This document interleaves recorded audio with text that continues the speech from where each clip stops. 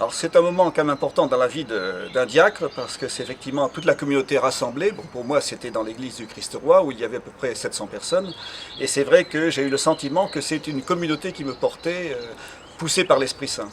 Cette ordination, c'était l'aboutissement d'un appel.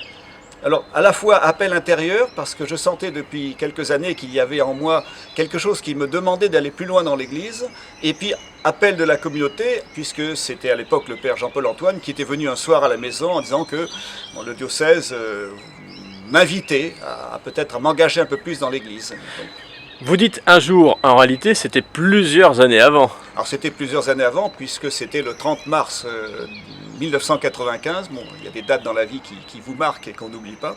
Donc effectivement, c'est ce soir-là que le père Jean-Paul, que je ne connaissais pas, donc s'est présenté à la maison. Cela fait donc plus de 10 ans que vous êtes diacre. Pour vous, être diacre, ça veut dire quoi? C'est être au service, comme souvent on l'entend dire? Ah, c'est ça, c'est être uniquement au service, c'est être présent, disponible, et sans forcément chercher, surtout pas chercher à paraître, chercher à être, mais simplement se laisser porter, se laisser guider. Être présent auprès de qui? Alors, le service du diacre, il est la présence, l'amour des pauvres, puisque c'est le service en priorité des pauvres qui est appelé. Mais les pauvres, c'est pas uniquement ceux qui sont dans la rue qui tendent la main, c'est aussi ceux qui sont seuls, ceux qui sont malades, ceux qui se sentent abandonnés et ceux qui n'ont plus d'espérance. Donc le champ, il est immense. Être au service au nom de qui? Alors, on est au service au nom du Christ. C'est vrai que quand on me demande quelque chose, je ne dis pas je suis diacre, donc je viens parce que Dieu m'envoie. Mais intérieurement, je sais, je sens que c'est lui qui m'appelle. En 10 ans, votre plus belle rencontre, votre plus beau souvenir, ce serait lequel? Eh bien, c'était peut-être dimanche dernier dans l'église de Corbeil-Essonnes où, au cours de la célébration, un individu qui ne semblait pas très à l'aise s'avance et puis il restait une place à côté de moi, il s'assoit.